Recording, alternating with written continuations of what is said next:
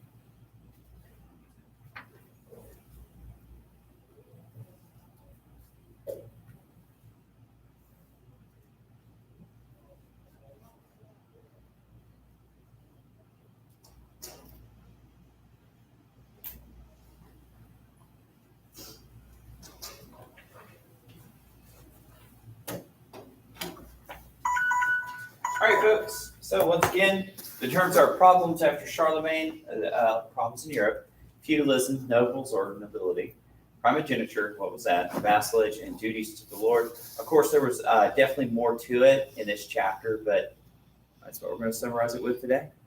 Hey, Jonathan, can you take your hood off, please?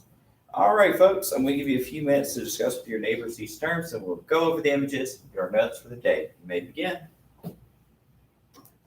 Timer stop. There we go.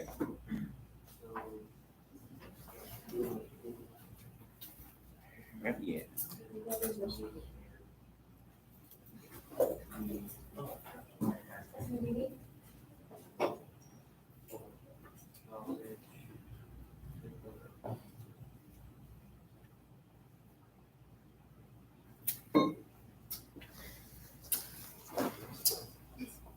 So nothing.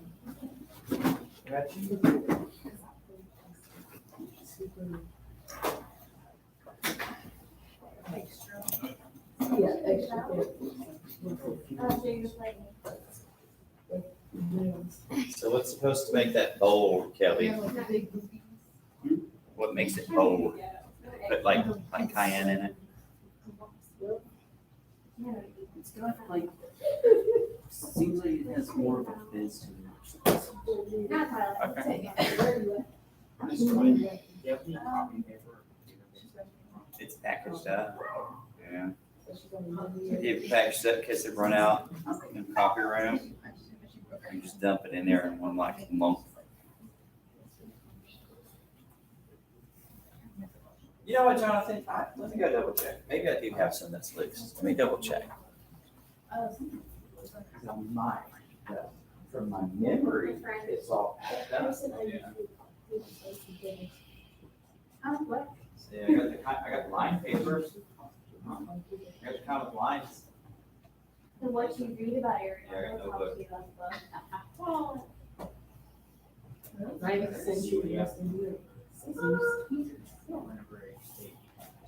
her eyebrow in class.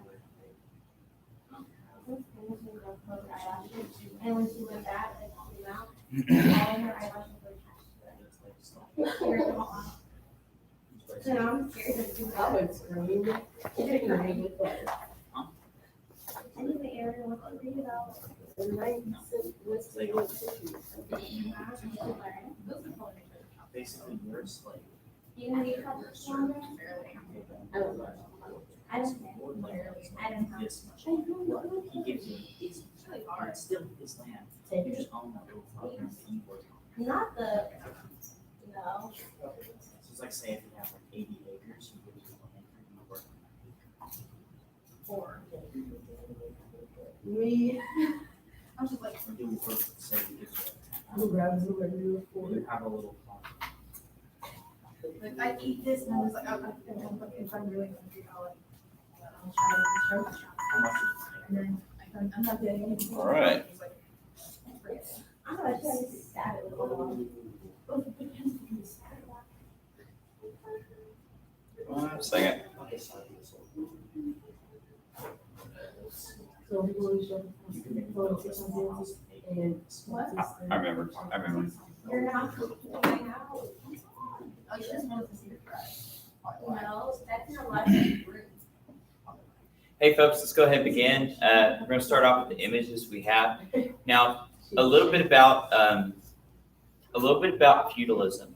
So, yeah, Someone had to say it. the kind of feudalism we're talking about here is something that's generally going to follow sometime after the fall of Charlemagne, right? After his death and the Frankish Empire crumbles and stuff like that.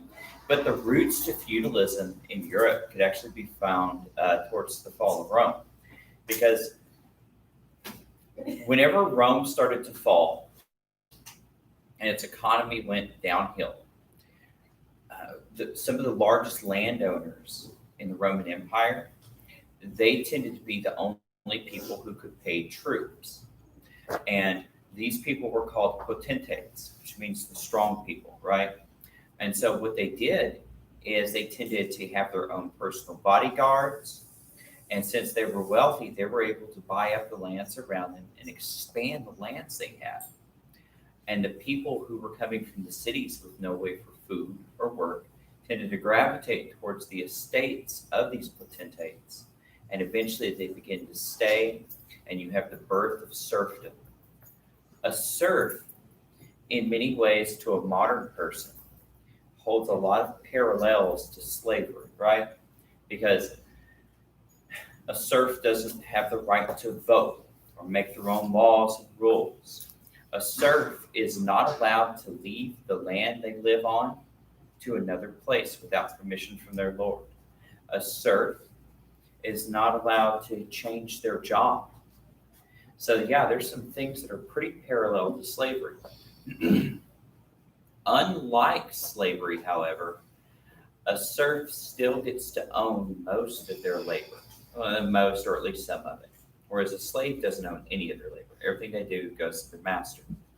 A serf also has the right to trial if they're accused of a crime. They're not just taken right up to a tree and whipped or hanged. They have to go through a trial first. They have that right. A serf is also given holidays, like religious holidays. They're allowed to buy and sell things. So a serf also even had rights to property. Like a lord was, especially in places like England, would never just walk into the home of a serf without the serf's permission, even a knight or a lord. So they were seen as having their own property and family rights and things like that. What they told their children to do, it was their business and things like that. So there were things that serfs were allowed to have rights to that you wouldn't see in like societies that had slaves. So it was a step up, not a big step, but it was a step up. And so these potentates will eventually become kings and like nobility and things like that. So really it's kind of like the growth of the fall of Rome, and then it's going to have major changes after the fall of the Frankish Empire. But your book's correct to point out that the only true landowner within feudalism is the king. And the king, it is implied or sometimes directly said that the king has their land given by God. And how do they know it's given by God? Well, it's because they own it. And if they're the ones set there, it must be from divine premonition. You know, it must be fate. It must be what am I looking for? Yeah, I forget. But in any case, so the theory is that the king has the land because of God. And since he's the only owner of the land, but he can't do all the work on the land, he has lords underneath him who he loans the land out to. So the lords such as dukes and counts and people like that take care of the land for the king. And for the right to rule and take care of that portion of their land, they pay the king taxes, usually in the form of things that they grow on their land. It could be like, we call this payment in kind. And it's like, wheat, bread, sheep, wine, beer, stuff like that. And so below the lords, you have what we call the knight class. And knights are essentially, in a feudal society, feudalism is based around basically warlords. I mean, really, you got gangs of armed guys who are there to keep you safe, but that's really the whole point of it. And really, even modern governments, that's the basis for any government, is to keep people safe. And so knights are those warlords. They're the ones who are out there who are either the generals for armies or they're lowly guards. They can go all the way up and down. A knight can be rich. There's some knights who are richer than their lords, and there's some knights who are basically beggars. But it's a class you're born into, and then your children get to inherit. So it's not something based on merit. It's based on being born in the right family. And of course, below that, you have, in some places, you have a merchant class. But merchants and craftsmen were looked down upon because money was seen as kind of like a dirty, petty thing. Land was the major source of wealth. Because land's where the food was, where the servants were. Money was seen as something that could be possibly used in like items of decadence and stuff like that, corruption. So Europe is going to have, for a long time, it's going to have a bias against people who make money with their hands. And so, of course, below that, you have the peasant class. And I forgot to mention, but the lord class up here could, of course, also have people like bishops, upper clergymen, the people of great wealth within the church. Most of them, however, were here in the peasant class. There were the monks and the nuns and the priests and things like that who helped out with the people, who counseled them in times of grief, who were there for their marriages, and of course the sermons, and they led the holidays. Medieval people had a lot of holidays. For some places, it was almost a third of the calendar was holidays. And of course, the people who worked the fields, the smithies, the carpenters, and all that, the millers, the common people. So there's a map of medieval Europe in 950 to 1300. So this is pretty much after the Frankish Empire is gone. You have the rise of France. Remember, the Holy Roman Empire was very disjointed. It was like a whole bunch of mini countries kind of put together with an emperor who didn't really rule over it that well. We have England, Scotland, which at the time Scotland wasn't very united. Scotland was still in many ways almost in the Stone Ages. A lot of the villages out there couldn't even work metal. At Ireland, Italy was doing fairly well, but Italy is going to be one of those bright points in the late Middle Ages and the Renaissance. So yeah, but most of these areas were feudal. Almost all the human beings within these lands were serfs and farmers.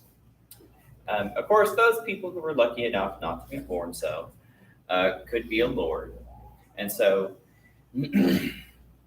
one thing medieval societies were very apt to do was they would do things like ban certain things from the peasant class, from serfs. They were not allowed to own weapons. That was only something that a king could do.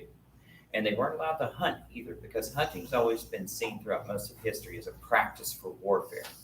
And the last thing that the rulers wanted to do was have the peasants know how to fight, because they were afraid they would turn the fight on them. So, and whenever you see things like, I'll show you one later, like coats of arms, that's like one of the weird things about medieval societies is most of the armies were not run by the king. They were run by his lords. And so there will be times where the lords will fight their own king. Here's an estate. An estate, of course, the center of it is the lord's manor. And medieval people, they tended to live like this. They all congregated very closely and lived very close together. Because the idea of having a farm like in America, where you have your own like acres and you have your house in the middle of it, your farm around it, that didn't happen back then because bandits would get you. So people tended to live close together. And if there was an attack from something like bandits, they could all go into the Lord's manor and be safe, because his job was to keep them safe, to administer justice, and their job was basically work for them. Depending on what, and the Lord also had monopolies on things like services. If they grew grapes, he was the guy who had the wine press. If they grew wheat, he was the guy who had the mill. So they all had to do what he did. There was always a church. The church was like the center of the cultural life for the people. And when I say holidays, they were like holy days. They were always religiously based. The church also had cemetery around it, and usually a well. And so sometimes they drink dirty well water and get sick from that. The way they farmed was very crude. They're not going to learn really good farming methods until later, so they're often going to overtax the soil or leave half of it basically run wild, which they would allow their. They also had a common field for their animals and where they could grow their own things, because most of the land was the Lord's, so most of the stuff they grew was for the Lord. But they were allowed to have times where they could grow their own food. Fealty was a big thing. Whenever a lord or a knight made an oath of fealty, this was a religious oath. Like when they made these oaths, they were truly, genuinely frightened, not just of having their honor besmirched if they did something wrong, but also going to hell. And so they say the medieval times were some of the most heightened religious times, but also in many ways superstitious times within the Western history. This is also the height of things when you had things like a lot of villages had their own white magic village healers and stuff like that. So it was a very superstitious time as well. Once again, swearing fealty was a religious thing. They'd take oaths over scriptures or relics, which usually had something to do with a holy person. It was supposed to be for life. It was inherited. So if you're a knight or a lord, your firstborn son got the same rights you did. The Lord had a court, and the court was not just a place for hearing dignitaries and making statutes and stuff like that. It was also where you had trials. So if one serf, let's say, committed a crime against another, he'd have to come to the Lord, and he would try them right there. So he was also the judge. They had, of course, underlings under them, such as knights, and sometimes the knight class would be sheriffs, which is something we got from England. That's for next time. And so this had everything. It had law and order, it had military protection, it had taxation, it had a class system, something like we don't think of in America. Like if you think of a class system in America, it's usually just because somebody's born rich. Here, they could be born poor, but if they're born into the right class, they have a set of laws for them, and the serfs had a separate set of laws for them. So it wasn't equal by any standard. So let's go and get our notes for the day. So, they talked about infrastructure, right? Things like that. What were some of the problems after Charlemagne? They had bad X, Y's, and Z's. You guys find So, well, first off, it said it had lots of violence. And what'd you say, Sally? No king that would rule correctly. Yeah. Well, they had kings, but the kings were weak, really weak. Kings were weak, disorganized. They were totally uneducated, poor. They couldn't even afford troops to do things. That's why they used land leases. I don't have any gold. I got some dirt. I'll let you borrow some dirt if you help me when I'm in a fight, So poor, disorganized. There are two roads who are horrible. Yeah. Basically, everything is just Oh, and the Carolingian. Empire was thrown apart after an attack by. Yeah. So it just say chaotic. It's disorder. It was broken up. Okay, yeah, we'll just go broken up. So, Yeah, so they faced all these things. So even if a king wanted to do things like he said, like, all right, every day on Tuesday, everybody must wear red hats by law. Well, nobody cared. What's the king gonna do? He's a guy who had a nice house, and maybe he had like 100 guys with swords, but they can't go everywhere and do everything. He couldn't enforce the laws. So kings, this what's going to be normal in Europe for a long time is kings are not going to have a lot of laws. In most kingdoms, the amount of laws they have, you could fit on a few pieces of paper. There's like hardly any laws. Most of the rules had to do with like really like things of decorum, like how you're supposed to act, like as far as manners and stuff. But as far as like property laws and crime and stuff like that, they were just very broad. You're not going to start having like a whole bunch of sheets of laws and stuff like that until you basically have like the age of divine monarchy or absolute monarchism when you get later. So it's going to be like it's in some ways you could take it as saying, well, it's cool. That means they have a lot of freedom. But another way you could say, well, it's just so chaotic. Nobody could do anything. So you could, what was the point? All right, so feudalism.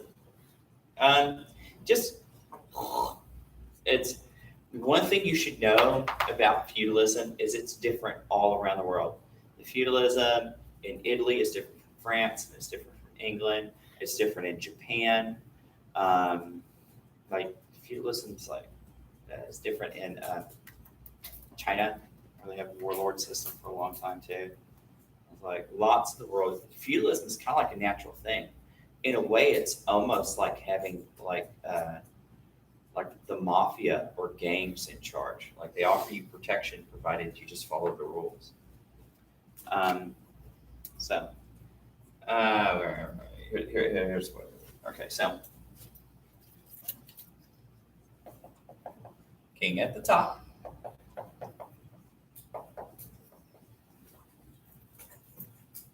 And allows tenants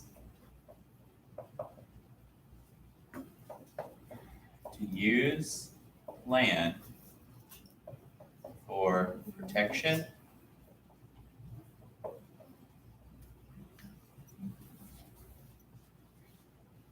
and they provide services. And the services are mostly military and food.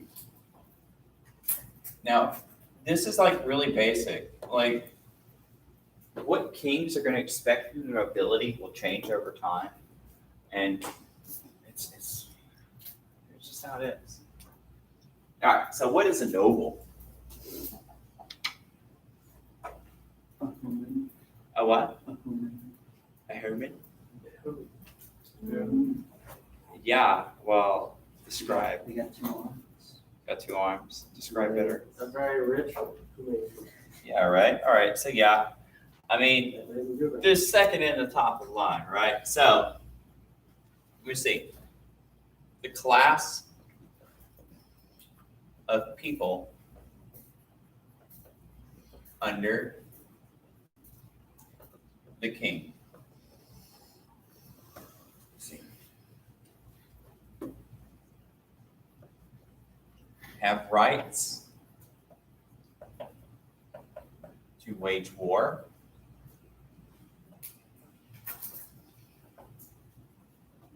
judge, make law,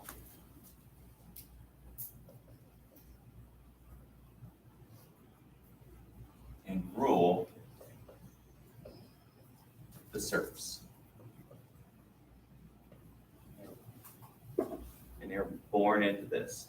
Later on, like way later, towards like the end of feudalism, you're going to have like rich people are going to be able to buy titles of nobility, and you're going to have essentially they're going to call it 2 different kinds of nobles. You're going to have nobles of the sword, which are the old school ones who are like generals, and their whole life is around fighting and feasting and stuff like that. And they're going to have others called nobles of the pen, and they're supposed to be people who usually buy the way into it, but they're more like scholars and stuff like that. So, primogeniture. So, primo, first, genus or genu, birth.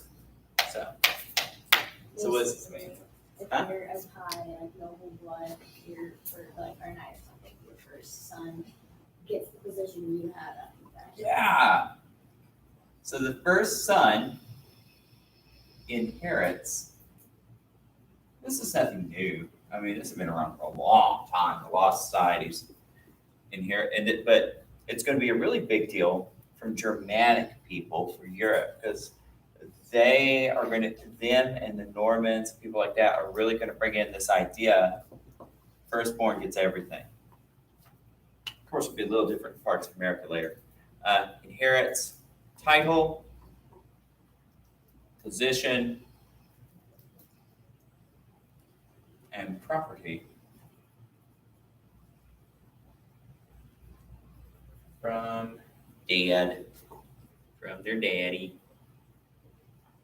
Yeah, so, I mean, everybody knows that. Watch a Disney movie, you know, it's like the firstborn prince becomes the next king. I mean, so just a big part of our cultural memory now.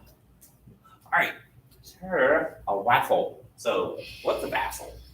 What's vassalage?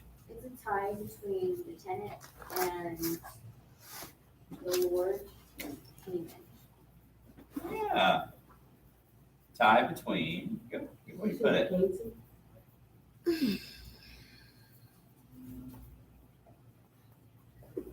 And the Lord is anybody who's in charge of that land. So this can work like the king can have his dukes. And so the king is the lord of the dukes. Well, the dukes are like, man, I got way too much land. What am I going to do with this? So then below that, he's going to have some petty lords, and he's going to divide his land out more. He's like, all right, each one of you gets 1,000 acres. You. And so they are the tenants, and he's the lord over them. But of course, the king's over him, so you got like these steps. But where their loyalty is up to them. Yeah, go ahead. So it can get really complicated. Sometimes you will have some lords fighting other lords, and the king just standing back, be like, guys, can y'all chill out for a minute? And you can't do anything about it because they're allowed to have armies and armed men and stuff like that. Whereas peasants in places like England, if a peasant's caught out in the field, like hunting, I don't know, like a fox or something, because he's half starved, they can be hung from a tree and killed because he doesn't own the land. He doesn't own the rights of that land. So, I mean, I have an ancestor who was an English ship captain, and this is like in the late 1600s, he was arrested because he was caught smuggling hunting dogs from America to England. And so they're like, hey, you're not a lord, you can't hunt.